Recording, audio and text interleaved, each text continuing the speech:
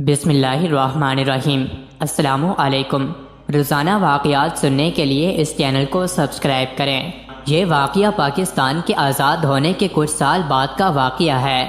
یہ واقعہ ضلع بکھر کے ایک گاؤں میں پیش آیا۔ ویسے تو ہم میں سے کوئی بھی جنات کے وجود سے انکار نہیں کر سکتا، بلا شبہ جنات کا وجود پوشیدہ ہے، لیکن ہم میں سے پھر بھی کسی نہ کسی کا جنات سے بالواسطہ یا بلا واسطہ پالا پڑا ہے۔ حاجی صاحب جو اس گاؤں میں نئے تھے، پاکستان بننے سے کچھ عرصے بعد تک ایک گاؤں میں رہا کرتے تھے، لیکن اب بکھر کے ایک گاؤں میں آ کر آباد ہو گئے۔ گاؤں کے ایک دو لوگ ہی دنیاوی تعلیم سے واقف تھے، ورنہ اکثر لوگ قرآن پڑھے ہوئے تھے۔ حاجی صاحب کے پاس دین کا غیر معمولی علم تھا، اور یہی وجہ تھی کہ گاؤں کے اکثر لوگ دینی معاملات میں ان کے علم سے مستفید ہوتے تھے۔ جب بھی ممکن ہوتا تو گاؤں والے حاجی صاحب سے انبیاء کرام کے واقعات اور قصے سنتے تھے۔ اس لیے گاؤں والے اپنے بچوں کو قرآنی تعلیم کے ساتھ ساتھ دینی اصلاح کے لیے بھی انہیں مسجد میں بھیجا کرتے۔ گاؤں کے بیچوں بیچ ایک پرانا درخت تھا جس کے آس پاس سبزہ اور ہریالی تھی، جہاں گاؤں کے مرد حضرات اپنے مال مویشی چھوڑ کر اس پرانے درخت کے پاس بیٹھ جایا کرتے تھے۔ امام صاحب بھی بکریاں چرانے وہاں جاتے اور دین کی باتیں کرتے۔ انہیں اپنے علم اور آگاہی کا ذرا برابر بھی غرور نہیں تھا، اس لیے سبھی لوگ انہیں جنازہ پڑھنے کے لیے بلا تکلف بلوا لیتے اور وہ چلے بھی جاتے، چاہے اس کے لیے انہیں کسی دور کے گاؤں بھی جانا پڑتا۔ سردیوں کی ایک سرد رات میں ٹھنڈی ہوا میں عشاء کی نماز کے بعد کسی نے حاجی صاحب کے دروازے پر دستک دی۔ دروازہ حاجی صاحب نے کھولا تو سامنے تین سفید داڑھی اور نورانی چہرے والے آدمی کھڑے تھے۔ دروازہ کھلتے ہی ایک نے نہایت ادب سے سلام کیا اور پوچھا کہ کیا یہی حاجی قدرت اللہ صاحب کا گھر ہے؟ امام صاحب نے جواب دیا، جی ہاں میں ہی ہوں۔ امام صاحب، میرے بھائی کا انتقال ہو گیا ہے اور میں آپ سے ان کی نماز جنازہ پڑھانے کی درخواست کرنے آیا ہوں۔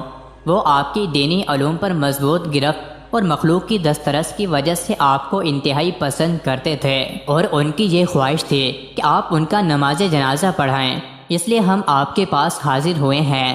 میت تیار ہے، سب صفے باندھے آپ کے انتظار میں ہیں، برائے مہربانی ہمارے ساتھ چلیے۔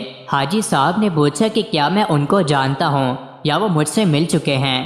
اس شخص نے جواب دیا کہ میرے بھائی آپ کو آپ کے پرانے گھر میں اکثر سنا کرتے تھے، تبھی وہ آپ سے اتنی عقیدت رکھتے۔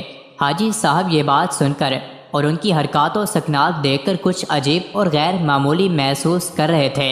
وہ شخص بنا پلکے جھپکائے حاجی صاحب کو دیکھ کر ان سے گفتگو کر رہا تھا، اور باقی دو خاموش کھڑے ہو کر انہیں دیکھ رہے تھے۔ حاجی صاحب کے لیے رات کا جنازہ کوئی نئی بات نہیں تھی، اس لیے انہوں نے ان آدمیوں سے کہا کہ آپ رکیں، میں اپنا لباس تبدیل کر کے آتا ہوں۔ حاجی صاحب کے لوٹنے پر وہ حاجی صاحب کے آگے آگے چلنے لگے اور چلتے چلتے گاؤں کی حدود سے باہر نکل آئے۔ ان کی حیرت انگیز رفتار کے ساتھ حاجی صاحب کو ان کے ساتھ چلنے میں کافی دشواری ہو رہی تھی۔ گاؤں سے کافی دور ایک سنسان گھاٹی کی طرف جاتے ہوئے حاجی صاحب کو گھبراہٹ ہونے لگی، اور انہوں نے ان تینوں کو مخاطب کرتے ہوئے کہا، شاید آپ اس گاؤں کے راستے سے واقف نہیں، مجھے بتائیں کہ کہاں جانا ہے، شاید میں آپ کی کچھ مدد کر سکوں، کیونکہ اس راستے پر تو صرف ایک سنسان گھاٹی ہے۔ پہلے والا اچانک بولا کہ آدم ذات ڈرو نہیں، ہم بالکل صحیح سمت جا رہے ہیں۔ اس کی بات سن کر حاجی صاحب ڈر گئے۔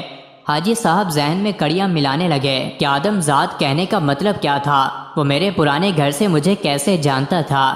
ابھی حاجی صاحب یہ سوچ ہی رہے تھے کہ پہلا شخص پلٹا اور کہنے لگا کہ دیکھیے میرے بھائی کی خواہش تھی تو ہم آپ کو یہاں لے کر آئے ہیں، ہم مسلمان جنات ہیں اور آپ کو کوئی نقصان نہیں پہنچائیں گے۔ حاجی صاحب نے حواسوں کو قابو میں رکھا اور گھاٹی کی طرف چل دیے۔ وہاں جا کر دیکھا تو لاتعداد لوگ سفید داڑھی اور سفید لباس پہنے کھڑے تھے، ان کے قد بہت لمبے تھے۔ حاجی صاحب نے جنازے کی امامت کروائی۔ امامت کے بعد جو جن حاجی صاحب کو لایا تھا ان کے سامنے کھڑا ہو گیا اور کہنے لگا کہ آپ کا بے حد شکریہ کہ آپ نے ہمارے بھائی کی خواہش پوری کی، ہم نے بہت دور جانا ہے۔ اس نے جیب سے چند کولے نکال کر حاجی صاحب سے کہا کہ یہ رہا آپ کا ہدیہ۔ حاجی صاحب نے ڈر کے مارے ایک چھوٹا سا کوئلہ اٹھا لیا۔ وہ کہنے لگا اب آپ جا سکتے ہیں۔ حاجی صاحب چلے ہی تھے کہ انہیں اپنے پیچھے سے خدا حافظ کی آوازیں آئیں۔ حاجی صاحب نے پلٹ کر دیکھا تو سب جا چکے تھے۔ حاجی صاحب پسینے سے شرابور ہوئے اور بے ہوش ہو گئے۔ ہوش آیا تو گھر میں تھے۔ ان کی اہلیہ نے بتایا کہ آپ گھر کے دروازے پر بے ہوش ہوئے تھے۔ حاجی صاحب کو کوئلے کا خیال آیا۔ انہوں نے وہ نکالا تو وہ ہیرا تھا۔ وہ کبھی بھی اس واقعے کو بھلا نہیں پائے۔